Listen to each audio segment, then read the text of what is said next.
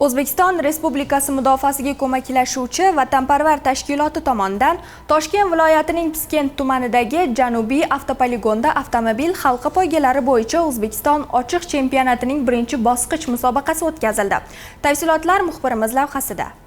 Chempionatda respublikamizning turli hududlaridan tashrif buyurgan 50 ga yaqin sportchilar o'zaro bellashdilar. 2025-yilgi mavsum avtomobil halqa poygalari musobaqasi 3 bosqichdan iborat bo'lib, bugun mana 4-may kuni birinchi bosqich musobaqalariga start berildi. Avtomobillar 3 ta sinfga bo'lingan holda A8, A9 va milliy sinf, Nexia sinfidagi avtomobillar 3 ta sinfda o'zaro bellashishadi. Har bir sinfda 15 ta 17 tadan avtomobillar, sportchilar ishtirok etishga kelishgan. Musobaqalarda ishtirok etish uchun kamida 15 kun oldin buyurtmalar belgilangan tartibda vatanparvar tashkilotning Respublika texnik va sport turlari markaziga taqdim etiladi.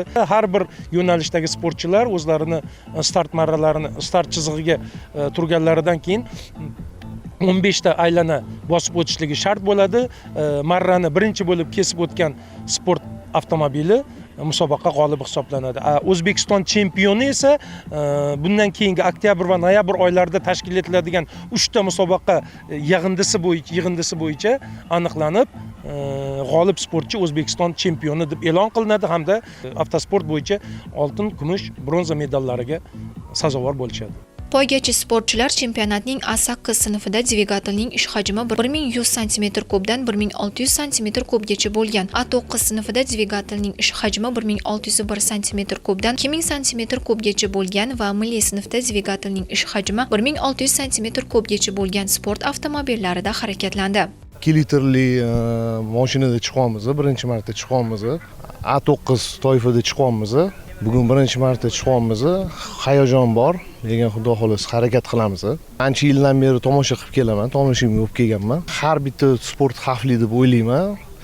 Lekin ehtiyotkorlik bilan sekin hamma qonunga rioya qilib, qoidaga, yo'l harakati qoidasiga rioya qilib shug'ullansa bo'ladi.